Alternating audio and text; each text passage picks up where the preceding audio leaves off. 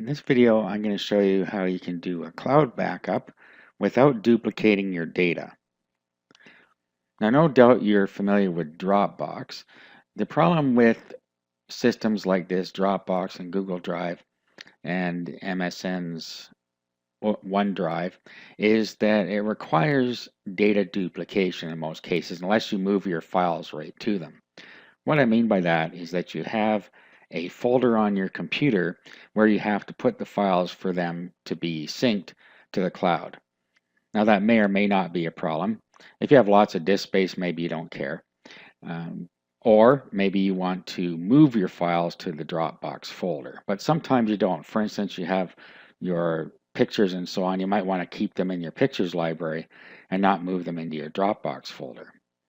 Now, the way around this is to use a different storage platform, and I suggest iDrive. With iDrive, you get 5 gigabytes for free, and you can easily get 2 more gigabytes, so for a total of 7. Okay, so all you have to do is set up an account. If you go over to pricing, you can see the different ones you can get here, but we're just going to go with the free. So we'll click on free here. And then put in your first name, last name, email, password. You have to put this identification in and create your account. Okay, so I'll create my account. Okay, so you can set up your own encryption key if you want, or you can use the default. I'm just going to use the default encryption key. For maximum security, you can set up your own. Okay, so here we are. Now there, as it shows here, you can download the desktop software. You have an app, and here's the desktop software. So we're going to run that in a second. And you can log in and start your backup from there. So you can drag and drop from your computer to your browser as well. So you don't have to have files in multiple places on your computer. You can do it all from within the software or drag it right into this space here. Okay, so let's install the software here. Okay, so now we'll log in to select what we want to back up.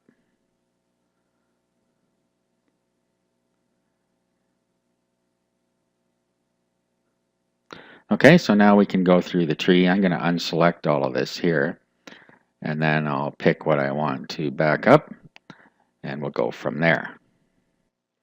Okay, so I let that backup finish, and then when we go inside, we can see what we selected here. Now it backs up the whole tree until you get down to where your backups are. Okay, so here we go. There's your thumbnails. Okay, so if we want to create a shortcut, we can right click on here and we can create a shortcut. Now, if we go over here now, see where it says shortcuts? If we go in there,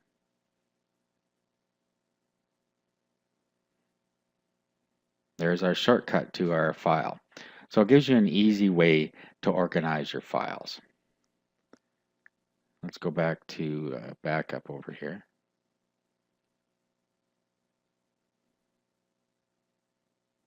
You can add more files and folders right up here. So you can see upload file and upload folder. So you can do either way. You can create a new folder here as well and upload to within that folder just by going into it and then doing your upload files or folders. Okay, we have sync. This is sort of like Dropbox and all the others. You can turn on sync and have a sync folder if you enable sync.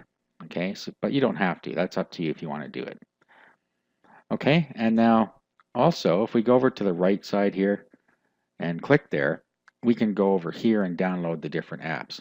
So you see that I got 0.5 of a gigabyte extra for downloading the Windows app. So any device you have, for instance your Mac, your iPhone, Android, okay, so I could download this and install it on my Android and log in, and then I'll get my other 0.5 gigabytes. Okay, so it's really simple to use. You can schedule your backups to happen when you want, or you can back them up as you see fit. So let's open up the app again. Here we can restore if we needed to. If we go into restore, okay, there's our files there. We have our scheduler, so we can schedule when we want our backups to happen. Our sync we've already talked about. Server backup, that's a separate part here that we won't use for our personal account. Okay, let's go back to the desktop for a second here, and you'll see that we have Remote Manager. Okay, so you can enable remote management just by setting it up in your application that you downloaded.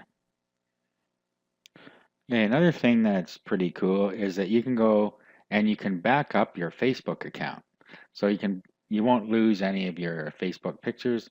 You can back your photos and videos. You can back them up and keep them in iDrive as well, so you don't lose those if for some reason you lose your Facebook account. Okay, so as you can see, iDrive is simple to use and very powerful. Also, you don't have to use a sync folder, so you can back up directly to the cloud without using up any of your precious disk space.